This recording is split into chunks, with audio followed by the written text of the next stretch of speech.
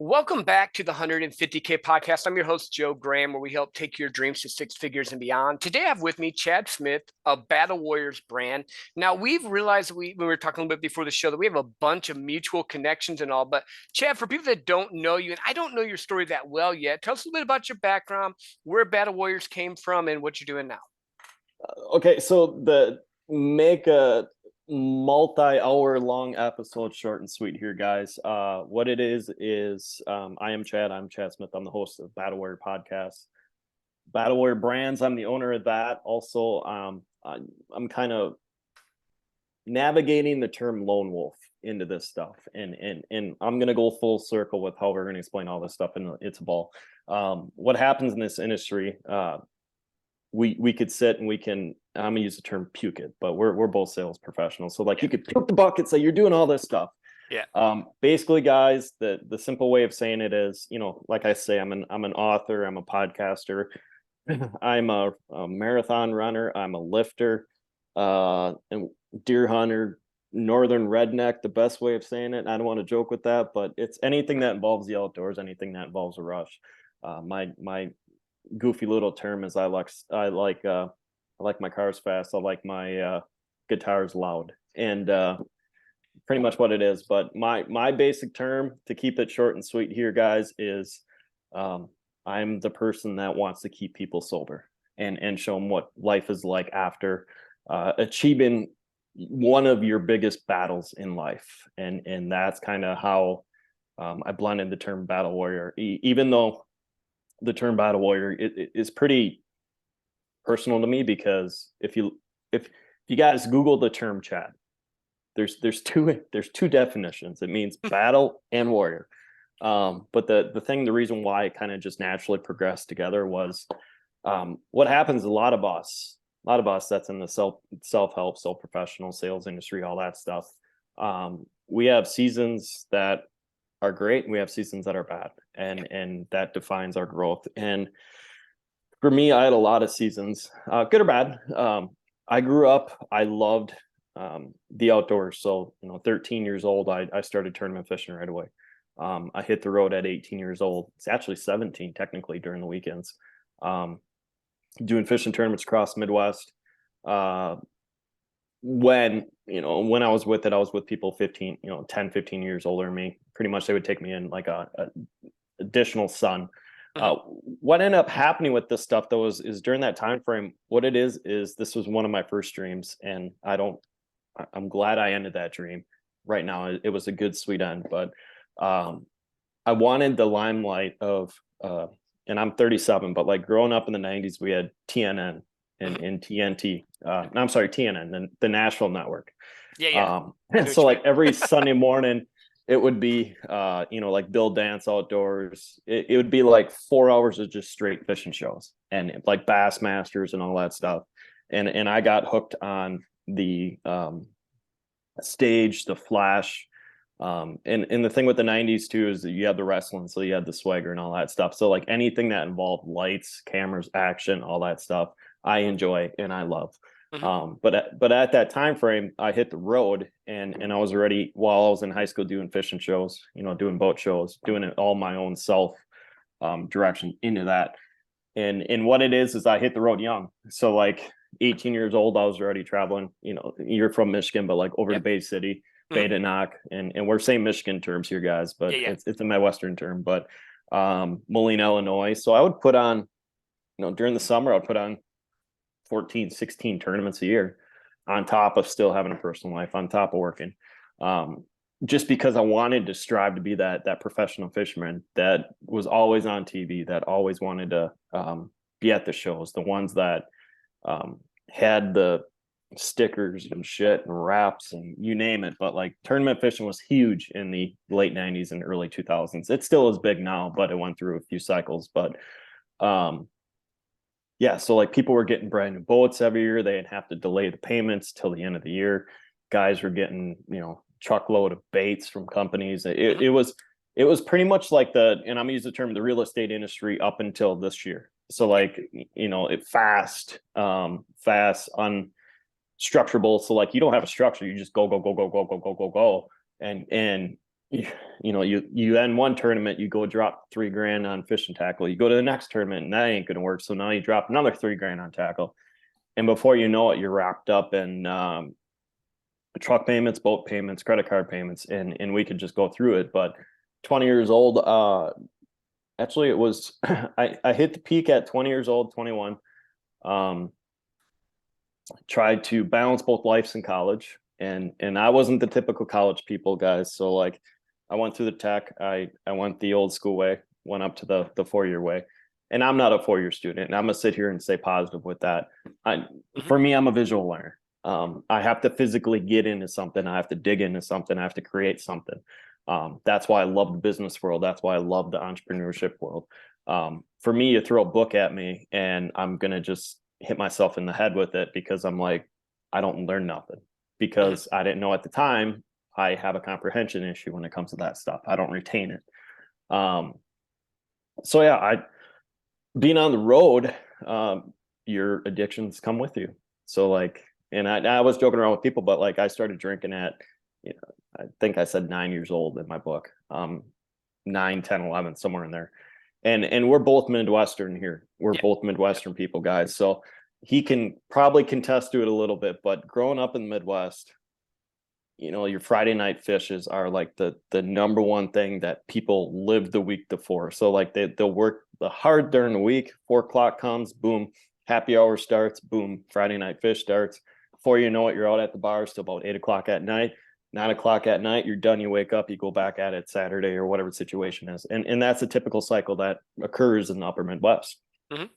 And what ended up happening with that is I was already out at bars 2, 3 years old. And to us, that seems normal. So like, have a sip of this, have a sip of that. And it's not like, I'm not bashing any parents or anything like that. You guys got to be in the environment every weekend to kind of understand what's going on, where something seems so normal, or normal at the time. But no, I had a huge drinking issue all the way through high school that I was hiding with tournament fishing. So like the big spotlight was on tournament fishing. Here behind the scenes, I was drinking alcohol nonstop. And what ended up happening is rolling into college, and that rolled into my lifestyle at college. Drinking got a lot heavier, sex, parties, all that fun stuff. The reason why is when you lose your foundation, and we're going to cycle back on this now, but at that time, I wasn't mature enough to understand that I was around the wrong crowd. I was around people that had zero foundation. Multiple times, I had parents walk up saying, "Hey, dude, you're 20 years old. Come marry my daughter." I will be 100% honest, it occurred. And police escorts to the boat landings. You're living a rock star lifestyle that when it's gone, it's gone. You don't know what to do. So I hit college, and I'm like, what the hell just happened? 2 months away from having my boat repoed, had to sell 99% of my fishing gear, and just kind of felt like the world stopped, and spiraled out of control in college. Did graduate, and then got married. And I'm not going to put a little bad thing on it, guys, but some of us go through some of us go through a first marriage, and then you finally realize that you're mature enough after to really understand what a true marriage is. But got married in my late 20s and had a little situation with adultery, not with me, but got divorced at 31 and went back to with the stress of that and just kind of rebuilding yourself. I went back to, here's another key thing too we're going to learn, but like, you revert back to your original habits that because that's the only thing you're lost, you're completely out of it. So ended up drinking strong for 3 years, like a half bottle of vodka a night, if not more. Ooh. Yeah, that's strong. Yeah, and just not even noticing, going out to the bars. I think what it was like a half of one up, and I'm 3 years sober next week, guys. So like, congrats. Good. That's good, man. Yeah. Like a 1 liter, I would have, 3/8 to half of that a night gone. On the weekends, I would probably drink one of those bottles in 2 days, go out to the bars for more, and then come back. And you don't even notice, like you get so accustomed to that lifestyle, you're not even notice you're driving drunk, you're doing all that other stuff. But drank very, very hard for a couple years at straight. And obviously with that, the pornography comes with that, the sex comes with that. It's layers of addiction, guys, and we're gonna get a little raw here on this episode. But just you remove one layer, it goes to another layer, or you add in one layer, it goes to another layer, and it just kind of stacks up. But no, it came to a point where, and I'm glad it occurred, but like when that tragic trauma occurred up to the divorce, I ended up packing my bags and I moved back home. So I used to live over by the Twin Cities, which is Minneapolis, Minnesota area. So like within an hour there. And pack my bags up. I'm like, I have a fresh start. I'm moving back home. And moving back home, obviously I carried everything for that with the addictions and all that stuff. And I'll be completely honest, guys, like it was me putting that stuff in my body. It wasn't, people say here, obviously, yes, you have friends that say, hey, dude, go to the bars, whatever. It's Midwestern life is a lot different if you're not in it every day. But to be sober in the Midwest is extremely hard at times. But what ended up happening was I ended up watching my grandpa start deteriorate with Parkinson's disease. Mm-hmm. So what ended up happening was in that last year of getting clean, or the last year up to getting sober, I had a grandpa completely losing his way of life. I had a cousin that was completely, not say struggling, but like went through stroke and kind of building his way back.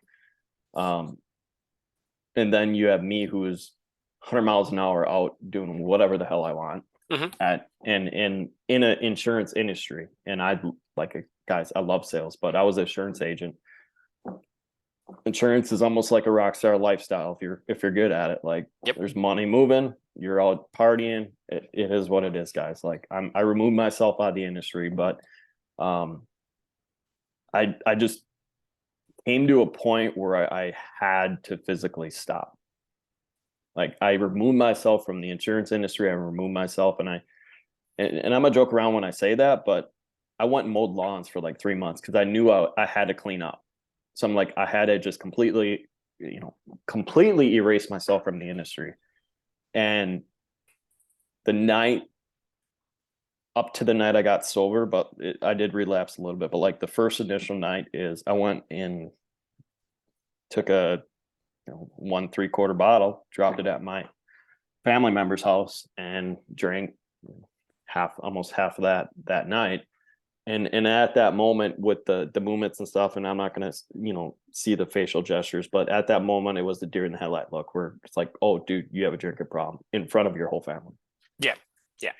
And I did some stupid things, and I'm gonna just emphasize that, and I'm keeping it, like I said, guys, a lot of this is in my book, but at that moment I ended up doing an unaccepted thing in front of the family. And it came to the message the day after of, if you keep doing this, we're going to disown you. Mm-hmm. And that was my first, that night I drove home with one headlight out. Thankful I did not get pulled over. Went into my parents' house because I lived in the basement at the time. Looked down, wanted to fix my car because I had buddies at the bar. And walked to my toolbox, getting ready to do it, figure out I didn't do it, walked to my room, did a mixer, went to my room, passed out. And at that moment, I didn't know, but like a month later, my grandpa would pass away. And then another 4 or 5 months later, my cousin would pass away. And the light bulb went off in my head. I'm like, up to that moment, I'm very faithful, guys, but like up to that moment for like a year and a half straight, I had multiple people come up to me and say, why don't you get sober? Mm-hmm. And I'm like, yeah, I don't need that shit. You get very bullheaded with the reactions and stuff.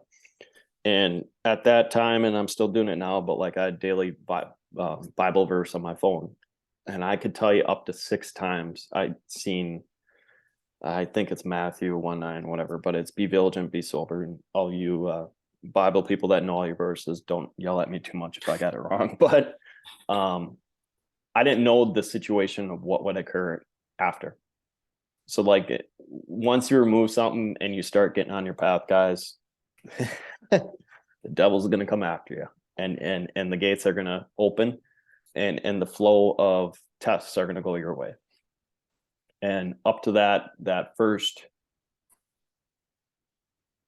2 years of getting sober, I had friends that would, trap me on a boat with beer and thing. Oh, sorry, we forgot your stuff at home, and physically had to be around that environment. Been multiple times dating some people who are like, why don't you just drink?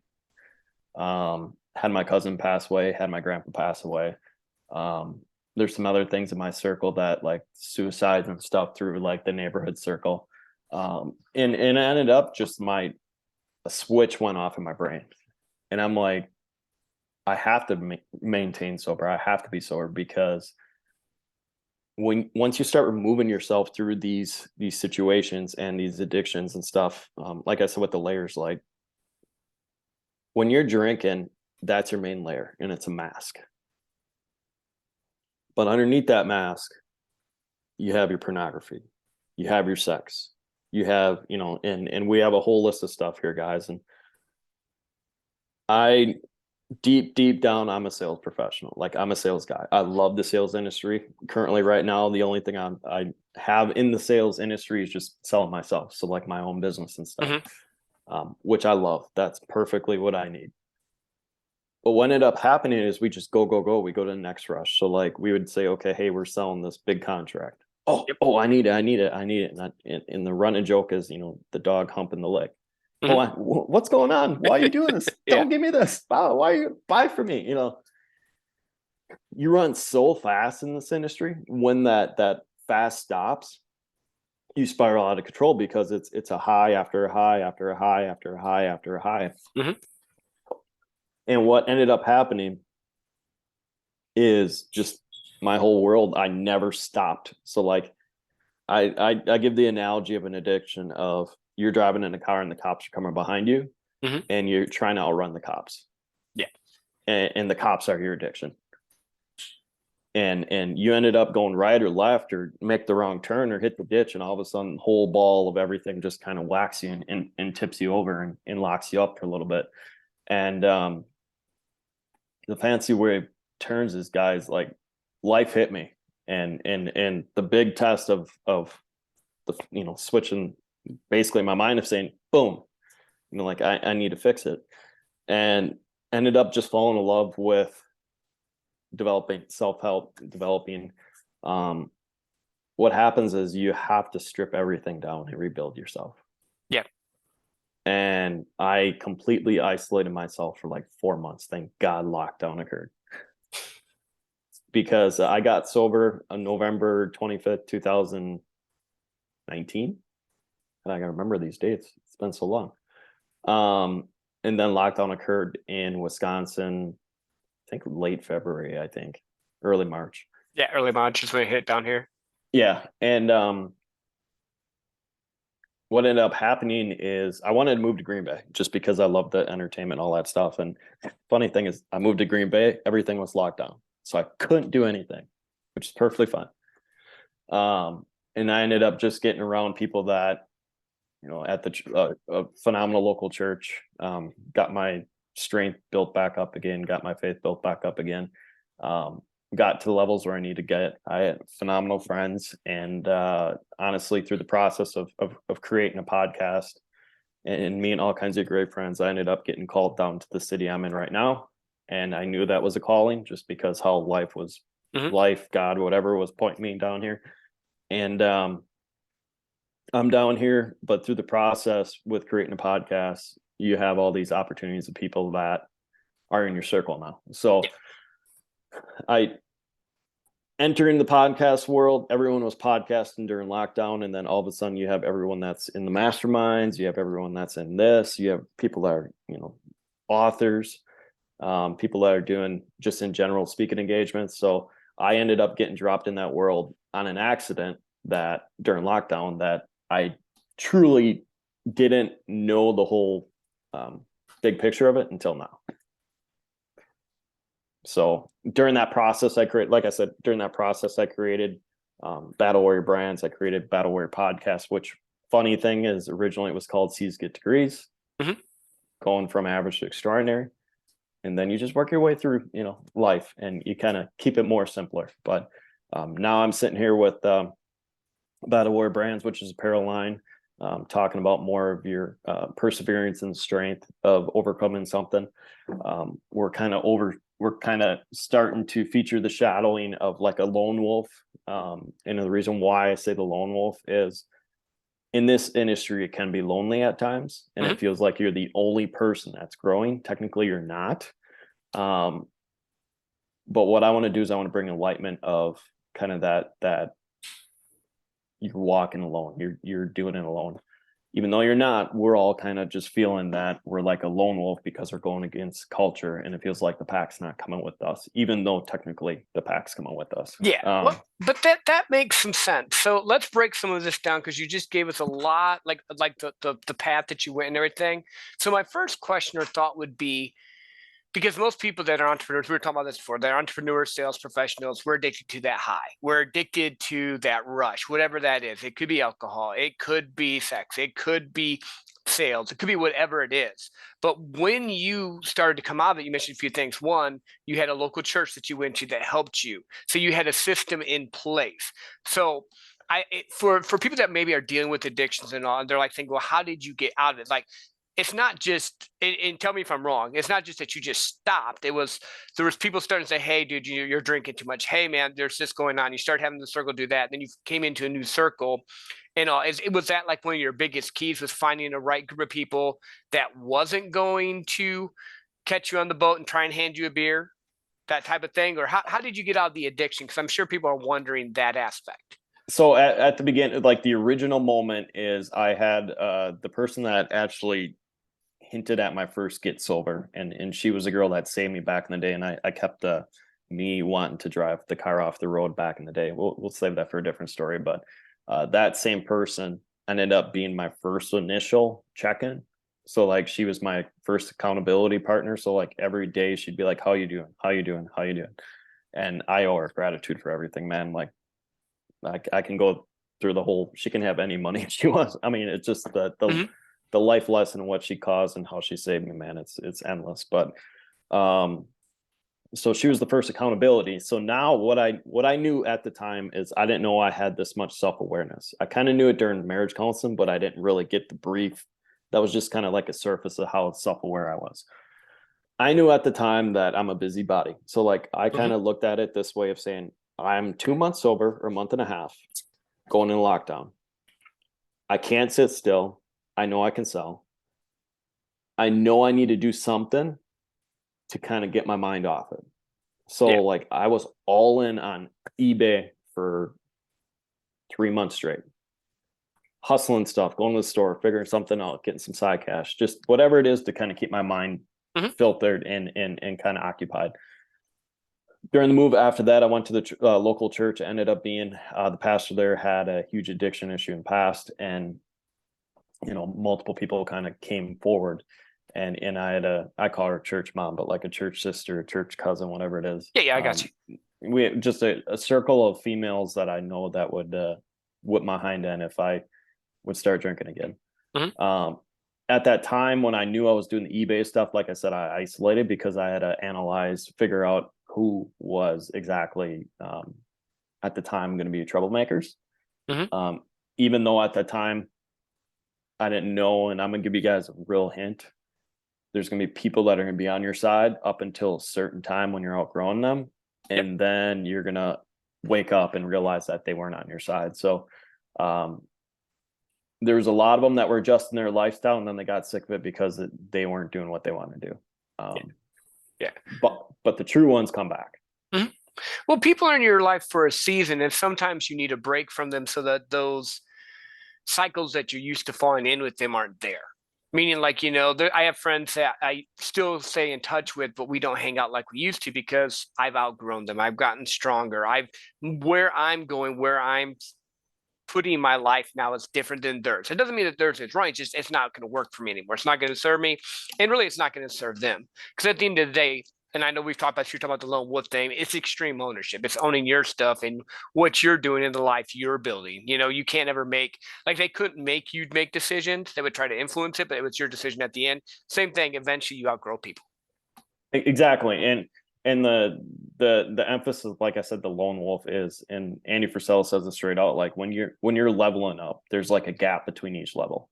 Mhm. And you do find yourself, and I will tell you guys straight out that are starting this walk like fresh. There will be times we're going to be like, okay, I'm the only person that's doing this. Even though you're not, just keep going.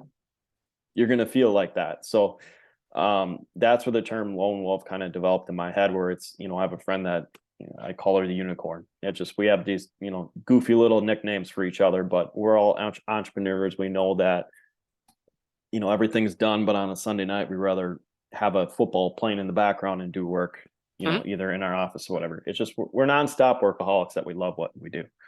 And ended up being is just, I didn't know I had this grinding work ethic. So like everything I looked at each year is a challenge. So like for me, 2 years ago, I wanted to run, and I don't know why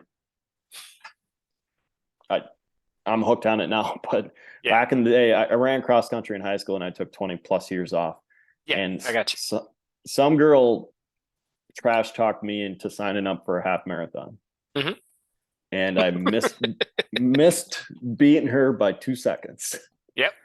But in general, like, and I'm very thankful for her because she for her was a cocky thing to get me into it. For me, it was awakening of, okay, this is a challenge. So like, I didn't know at the time, for me, a half marathon was a huge thing. Now it's Mhm. kind of like, all right, whatever, like 13 miles. But um, I wanted the process. So I stripped everything down and I'm like, okay, process of this, build it up. If I don't understand the mindset of this, I cannot understand the mindset of a business. So like I looked at it as, I want to build a business. I need to nail this here first. This last year was the marathon.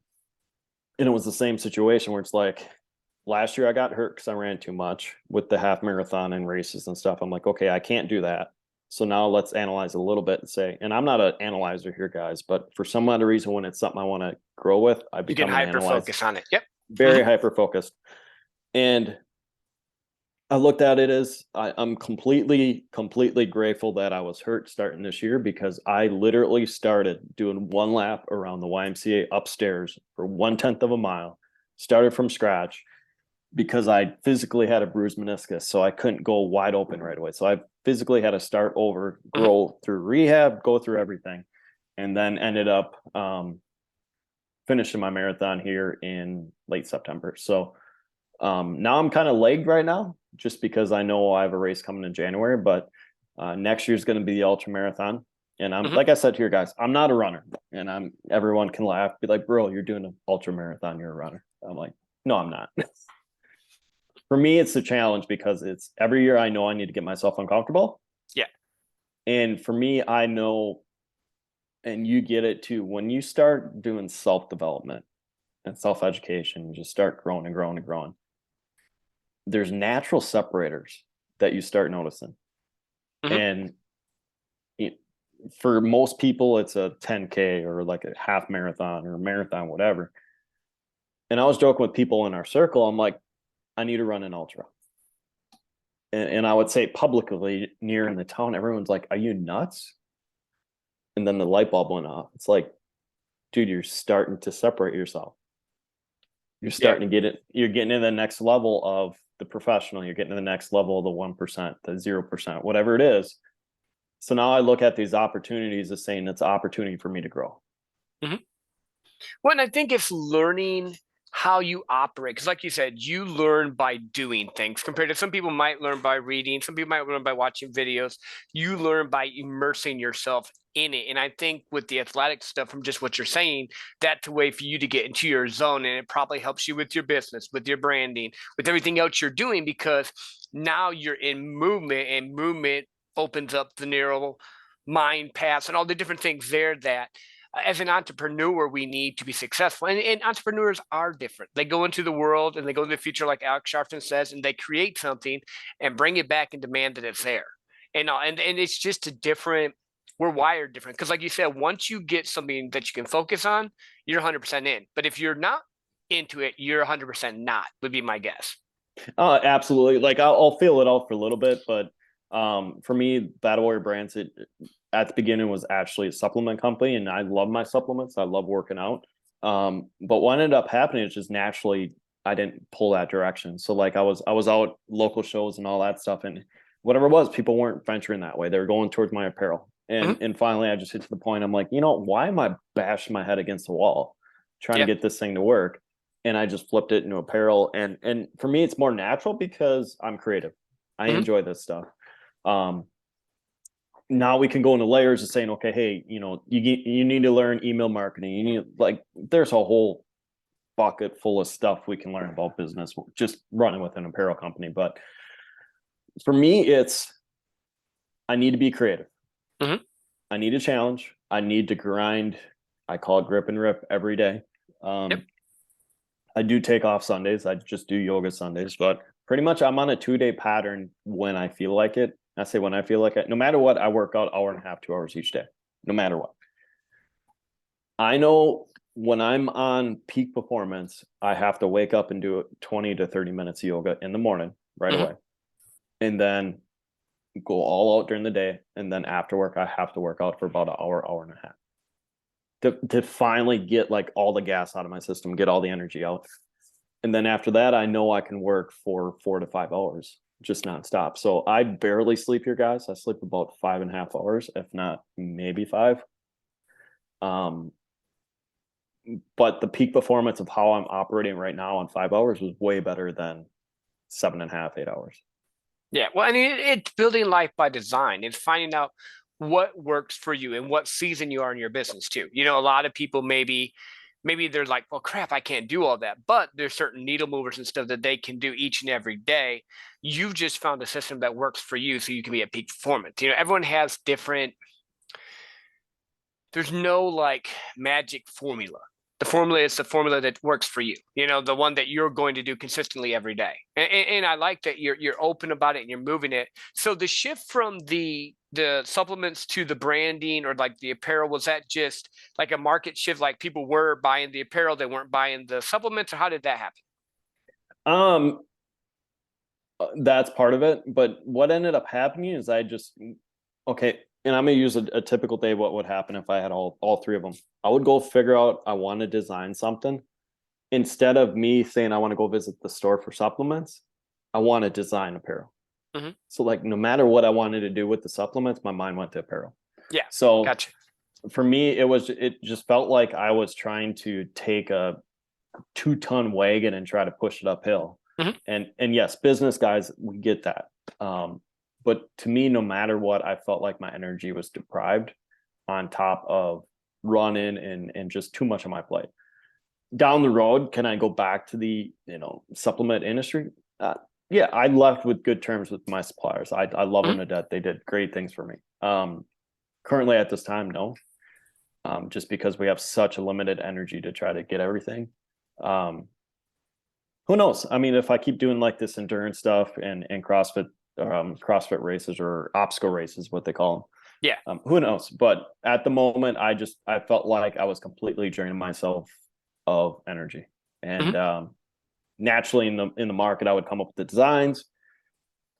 Naturally, people would buy them even without much of a story, because here's the thing with marketing: if people love it and they relate to it within 2-3 seconds, boom, like they know exactly what it is. And I ended up dropping the "You Are More" logo, and I couldn't keep it off the shelves when I was Hmm. at the shows. Yeah. People would see 20 feet away and run up. Hey, I need that.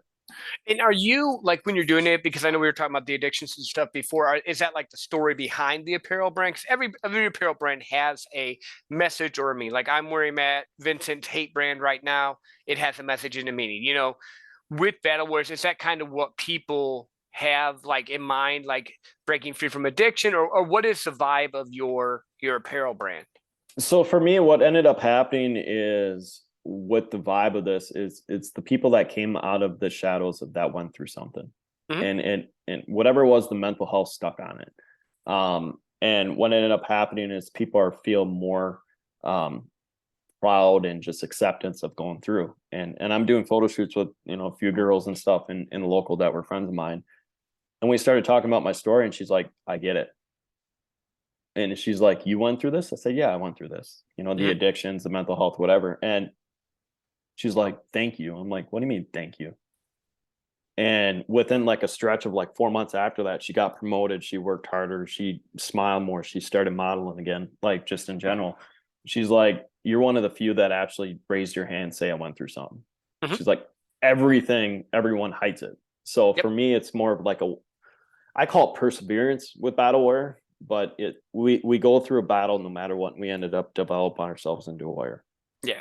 That's the best way of saying but if you think about it, because we come from the same Midwest culture, it's acceptable to hide and pretend everything's all right. But when you open up, people get uncomfortable. So what I heard you say with that is that she felt safe because you were willing to say, hey, yeah, I have dealt with crap before. I have dealt with struggles. I am not perfect. And in the entrepreneurial world, it's the same thing. A lot of people have this persona instead of being authentic. And what they don't realize is that if you're authentic, you win, because people want that authentic human connection and they can smell the fake. So whether or not that was your intent, that's kind of what it sounds like. What happened when you started talking with her was she's like, I can feel that you're being genuine with this. You're not hiding or just saying, I'm fine, I'm good, So that's good. Like, that's good when that can happen. And naturally what ended up happening is I would drop my guard. So like for me, being in the Midwest culture, we barely see Lambos. We see, all the fancy shit. And I'm gonna say it that way, but like the shiny stuff, all the fun, big stuff. And I'm gonna say it this way, guys, but like I would be happy with a 3/4 ton Duramax diesel. Mm-hmm. I would be just as happy with that, if not more happier than I would be with the Lambo. And I'm not saying like if an opportunity to own a Lamborghini, I would own a Lamborghini. I get it if that opportunity is there, but for me, I would be a lot more happy, a lot more relaxed, not more real in a just gnarly, loud Duramax diesel. Yeah. But who should see? Here's the crazy thing. And I agree with you with that. Like, because it's funny. Like, I love trips. So we went to Hawaii with the family. I've done a bunch of different stuff like that. Don't really care about cars. Like, my dream vehicle would be a truck. Like, for me, that'd be great. Whether I was a millionaire, whether I'm making 500, I don't care that, because for me, I just really like trucks. But everyone puts it has to be this. And half the time you see people on Instagram with the Lambos they rented, and it's not even really them. It builds a life by design you want. That's really the end game. Who says what life you should have? My ultimate end game with my business is I know I can be in the mountains on a Tuesday afternoon in a UTV, just hauling ass, kicking up dust, bearing it up to the axle, just laughing with my friends, because I know we don't have to return. I mean, yes, we have to work our own business. I get it, but we don't have to return back to an employer the next day. Like, ideal, that would be my perfect thing. Yeah. And that's freedom. It's freedom. That's what everyone really wants. They just don't know what to put on it. And then they get caught up in, well, this was this person's dream, or this was my dad's dream, or this is my mom's dream. And in reality, when was the last time you actually sat down and thought about, what do you really want? What do you really want out of life? Because we go, especially in this culture, and we grind and we try to do all this stuff. We try to be like Andy, and I like Andy Frisell. We're trying to be like Emma. We're trying to be like this person or that person. And they would be the first to tell you, no, dude, be you. Go out and make what you want, but be you. Well, and the thing that I noticed, and I made a post with this because I came back from a mastermind a couple of weeks ago, and I think you even seen it, but the part where the people on the stage are just the same as you, except they're 5, 10, 15, 20 years along the journey versus you. Yeah, they've just accomplished more, or maybe they started differently, or maybe life just worked a little bit better for them, but they're the same people. Like, I've been in rooms with multimillionaires, and like we're talking right now, I talk to them, and I've seen people fanboy. I call it fanboying, when they fanboy, and I'm like, no, just talk to them. They get fanboyed enough. People want, doesn't matter what level of monetary value or business life or whatever, people just need human connection. They need to feel loved. They need to feel seen. They need to feel heard. If you treat them right, it's going to work so much better than running up going, oh, can I have your autograph? No one wants that. After a while, like you said, when you had the whole, when you're doing the fishing and everything, after a while, that gets boring. You don't want people just to kiss your butt, because then it's not authentic. They're just wanting something from you instead of wanting to get to know you. Absolutely. And then, and that's the thing that, is rough, the road life it was at the beginning. And I'm going to say it, like, I have a love-hate relationship with road life. Just if I'm around the right crew, and this is the reason why I love traveling now with what I'm doing with my own business, because I can select the crew I'm around. Yep. And Yep. and at the time, I'm even comfortable within myself, even going to these masterminds. And like I said, I don't drink, but like we were at Vegas and had a show band playing. I love music. Mhm. And so I was out with the crew at the table till 1 a.m. I knew I had to be there because there's relationships that need to be built. Mhm. Um, Drinking wise, they all know I'm sober. They don't care. They're like, hey, dude, just Yeah. leave. Yeah. But that circle So didn't push you either, though. They weren't no, like saying, no, they "Hey, knew dude." right away. They knew, and because you set that boundary, and because they're at a different level, they weren't like, "Well, crap, he's not drinking. It's uncomfortable." Like, cool, that's what he's assigned to do. That's fine. Yeah. That's what we're talking about. And Those circles. Yeah. yeah, and that's the thing that, and I'm actually glad for the second go round, because at the beginning, and I have a running joke with people, but like people are like, well, how was road life for you? I'm like, my first go round is I saw people lose their families. I saw people lose their wives. I saw people develop road wives. I saw people develop girlfriends. I was part of some of that crew. And not saying I was cheating or any of that. I wasn't dating many people when I was on the road anyways, just because you're gone all the time and it's not really a good thing to Yeah. mix all that stuff. But I seen, I had to pull friends off cheating on their wives. Like in certain situations around the fishing crew, I do not want to be around them anymore, just Yeah. for the sake of I don't want to lose what I have, especially with the structure I have. Mhm. Now let's go the second go round with the podcast world, the self-help world, the mastermind world, the Andys, the Eds, all them. You tell them your story, or just go up and chit chat and just say, hey man, I'm this, not fanboy, but just say, hey, this is my story. Mhm. If you see them that afternoon or even that evening and you have a chance to do it, they're gonna be like, hey man, what's up? And then if you're not completely matching to your story, or like staying structured, they're gonna call you out for it. Yep. 100%. And that's the thing. I love this industry, and that's why I have zero issues with people like, dude, if you want to come up and speak, come on down. Absolutely. Like in our circle, I think I have probably a dozen plus that would call each other out Mhm. in a good way, in a bad way. Or on the other side is, if we go through something that's major and it's phenomenal victory, they're going to be in line shaking your hand, or in general be like, bro, keep going, keep going, keep going. Like this is the most encouraging self-growth mastermind community. I can name everything that's in that whole Mhm. window. Well, Help because they keep get you. They get you compared to like people that when you're trying to level up and come out of well, we're using Midwest because from the Midwest culture where you're supposed to get a job, stay there for 50 years, get bang your married, head do all against the these different wall. things, right? When you start pushing against that, it breaks a narrative, or maybe they gave up on their dreams, or maybe they just haven't been willing to take the risk. So you kind of, you mess with them, not on purpose, but it just messes with their, thought Normal routine. process. Yeah, yeah, Yeah, yeah. absolutely. But Yeah, once you get into the real groups that you're supposed to be part of, it's not a big deal anymore because, well, now crap, these guys are pushing. They're not going to hold me back. They're wanting me to go higher. They're not going to let me talk shit and pretend I'm doing something. They're going to call me out, like you said, but they're also going to level up with me.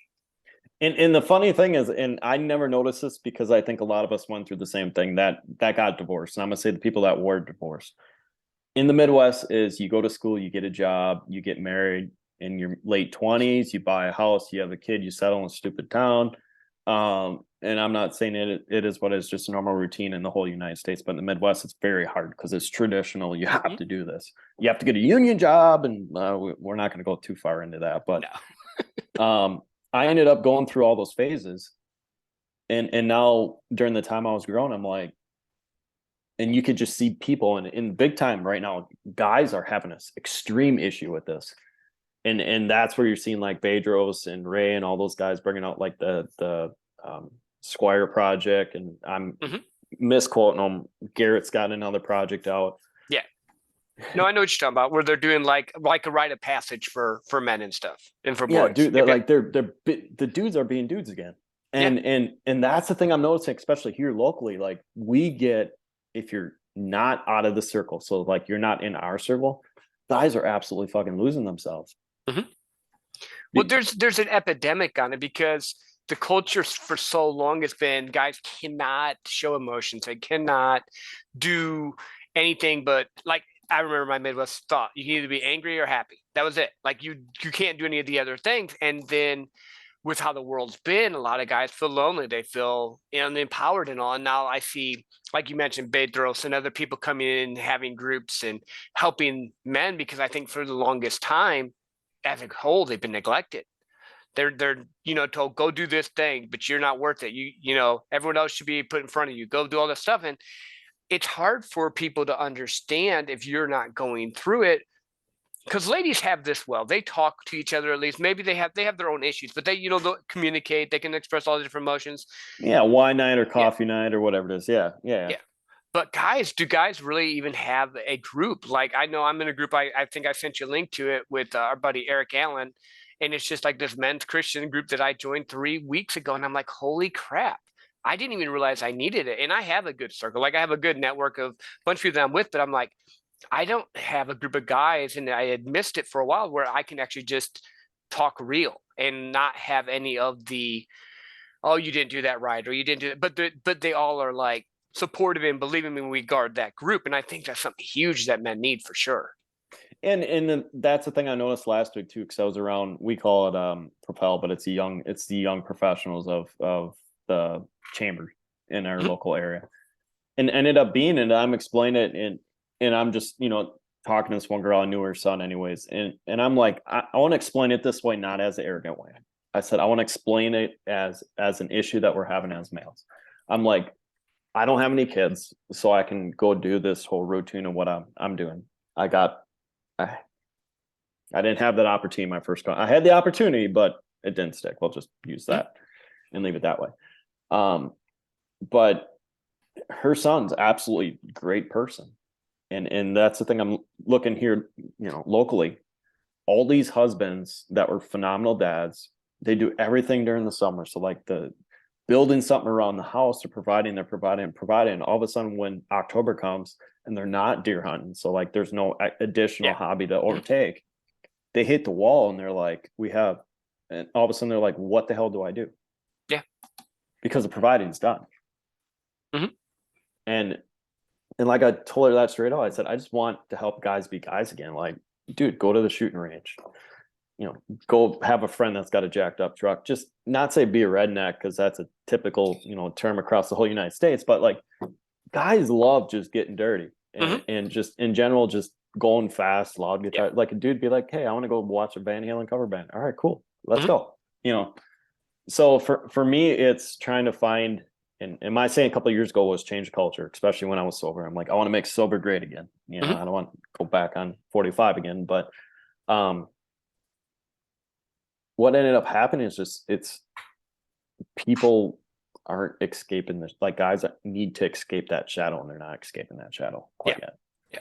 Well, I think it's starting to change, but it takes time, and when they've been programmed to, the only way they escape was drinking, or the only way they escape was driving a fast car or doing something like that, and actually having to be open to your emotions and who you are as a person, and looking deep and facing the good and the bad. That's not always easy. There's a lot of shadow work, as they call it there. Like, where you're going in deep and you're like dealing with the crap that you have inside. And that's why I think men's groups are important. Churches are important.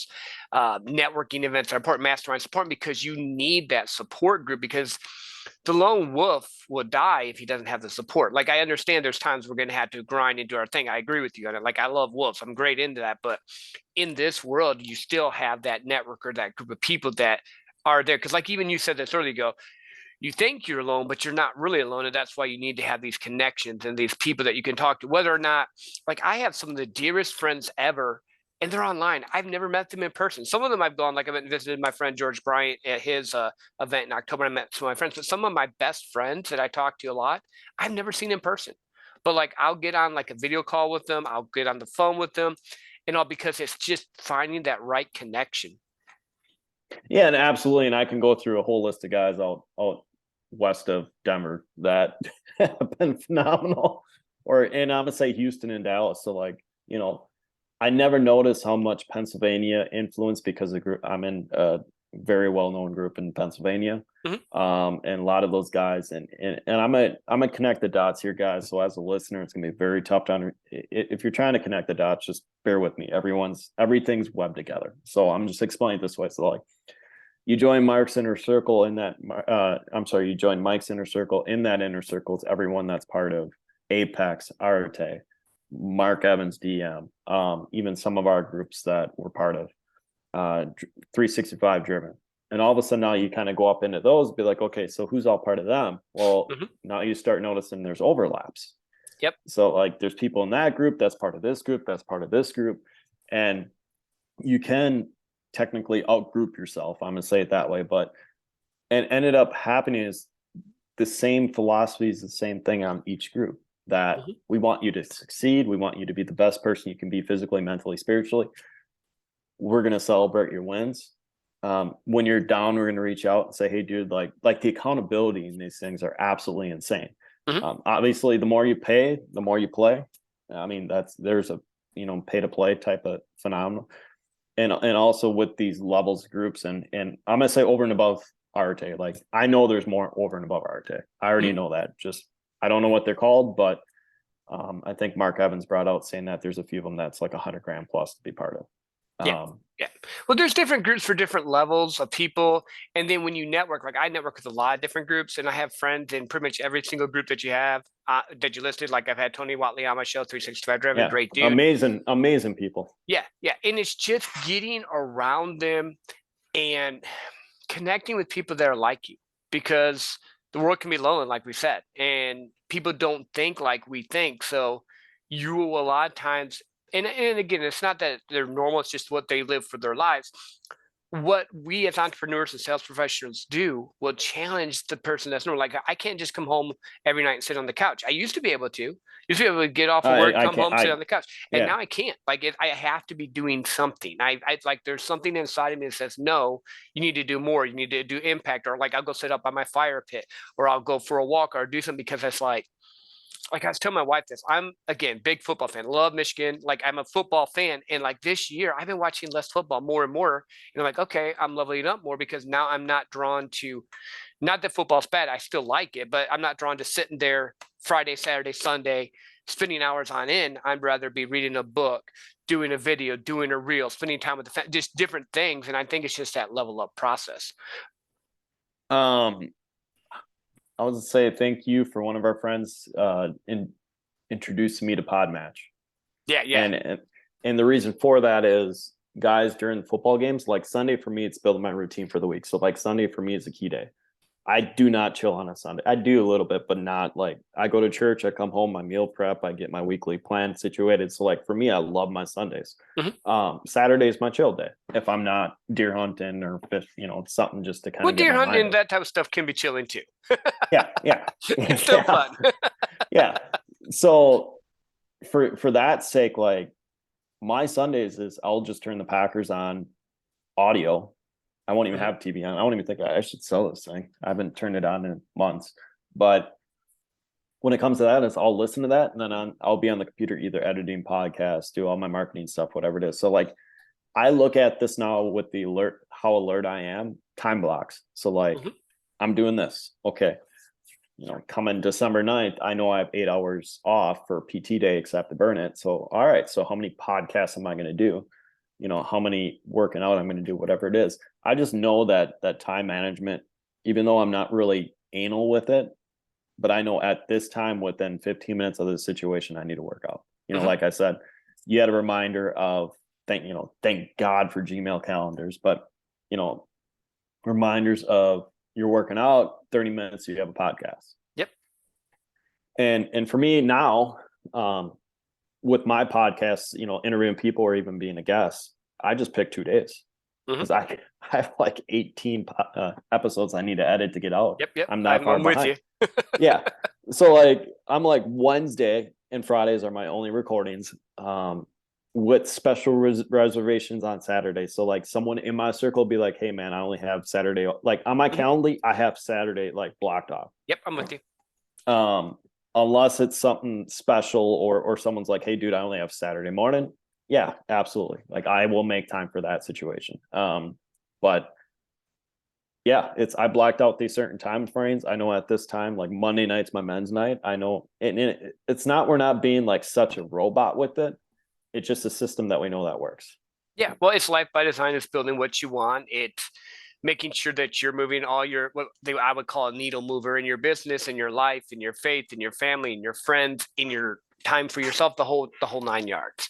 So as we wind down here at this episode, is there anything else that we haven't talked about so far that you wanted to leave our listeners with? I know we've talked about a lot of different things. So the biggest thing is just there's going to be a few things coming down the pipeline that's going to involve with the term summit.